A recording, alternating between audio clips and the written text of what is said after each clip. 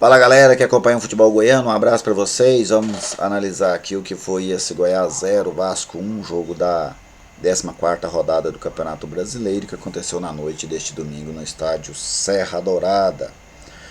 Como eu já imaginava, um jogo tecnicamente muito fraco e não poderia ser diferente, né? Até porque era um encontro de duas equipes com muitas limitações. O Vasco, olhando o time que o Vasco colocou em campo, olhando o desempenho dessa equipe, perto das tradições do Vasco, com certeza um dos piores times da história do Vasco.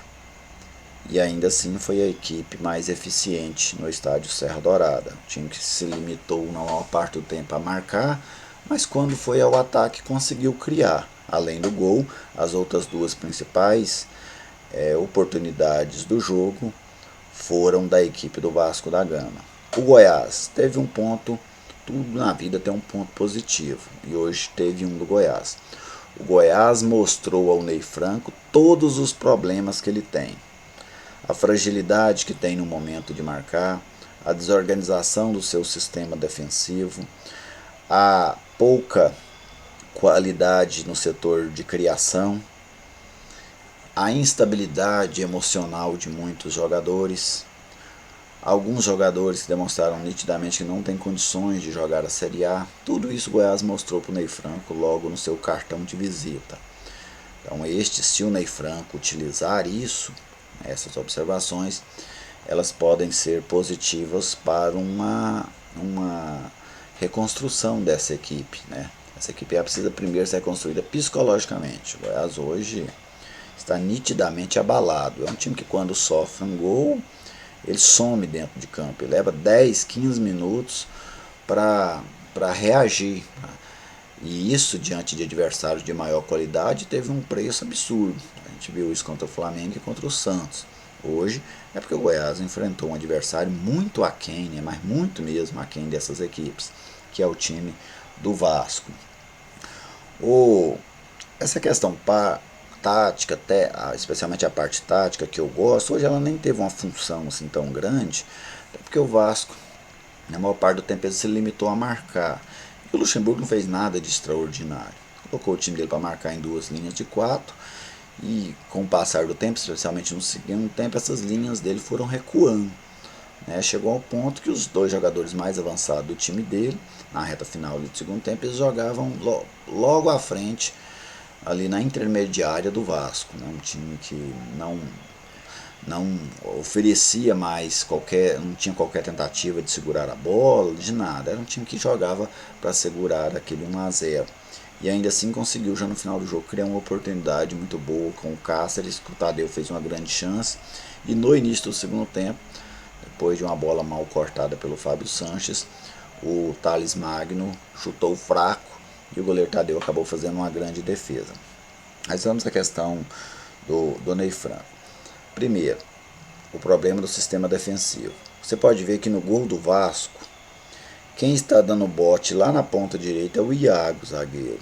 E não foi uma jogada de contra-ataque. Porque se fosse um contra-ataque, tudo bem, o zagueiro saiu para fazer a cobertura e teve que tentar fechar a jogada. Mas não, o Vasco veio construindo essa jogada.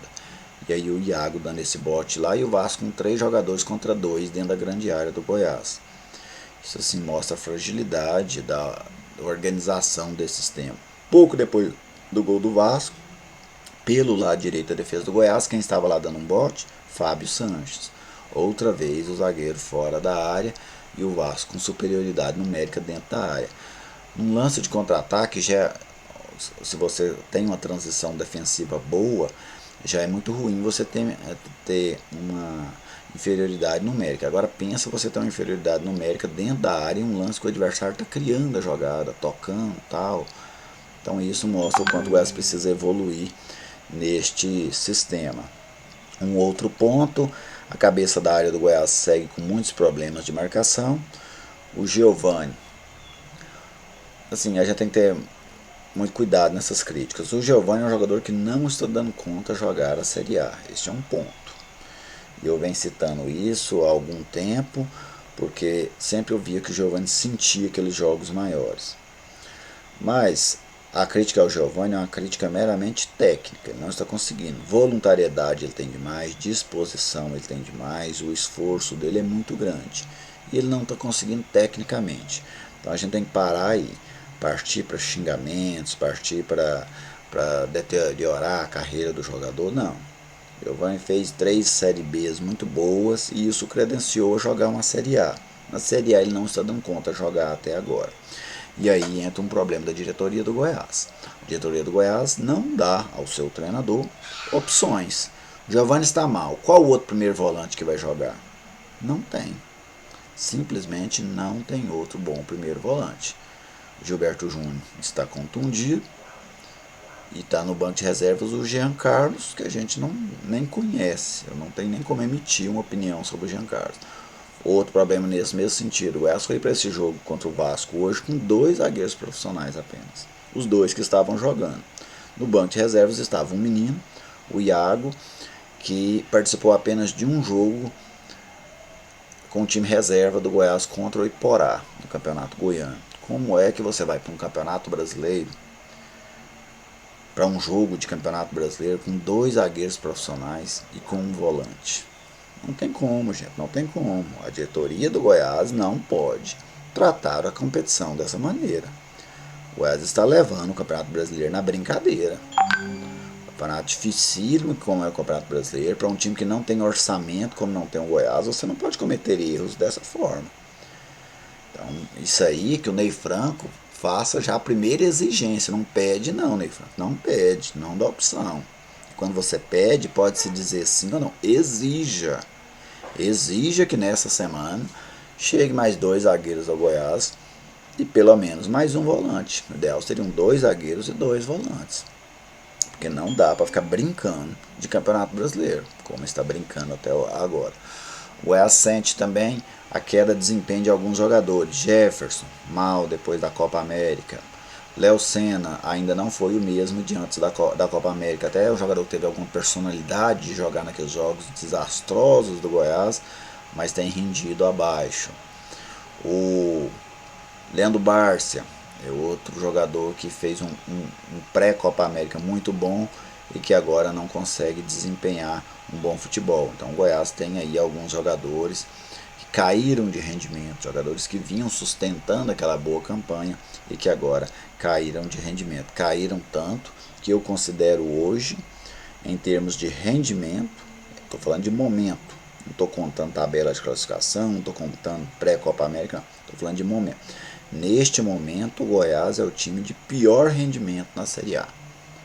Se qualquer outra equipe pudesse escolher qual time você quer enfrentar na próxima rodada, eu tenho certeza que a maioria das equipes escolheria o Goiás, devido ao seu péssimo momento técnico dentro da competição. E isso também pode ser comprovado em números.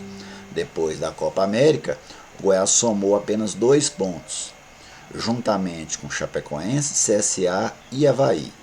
Chapecoense, Goiás, CSA e Avaí são os times de pior desempenho depois da Copa América, com uma diferença. Essas outras equipes jogaram 5 jogos e o Goiás jogou 6. Portanto, a campanha do Goiás é a pior de depois da Copa América.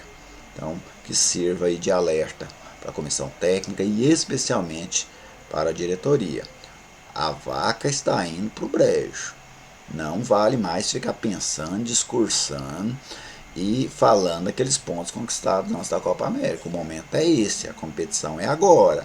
Aquilo lá somou, mas não soma mais. Aquilo lá não faz mais diferença o que o Goiás somou lá. Ou o Goiás soma pontos a partir de agora, ou daqui a pouco está na zona do rebaixamento. Isso é matemática. O Goiás não parou para a Copa América na 6ª colocação? Hoje já é 12º. Então isso por quê? Porque não pontua. Se não voltar a pontuar, não adianta ficar falando dos bons jogos, do bom início. Passou. Agora é preciso voltar a pontuar novamente, a ter novamente essa gordura. Beleza, gente? Foi basicamente isso, assim, minhas principais impressões deste jogo. O Vasco mereceu a vitória, no meu modo de ver, pois dentro de todas as suas limitações, foi o time que criou dentro do jogo e acabou vencendo por 1-0. Se você ainda não é inscrito no canal, se inscreva, comente à vontade. Um abraço para vocês e até a próxima.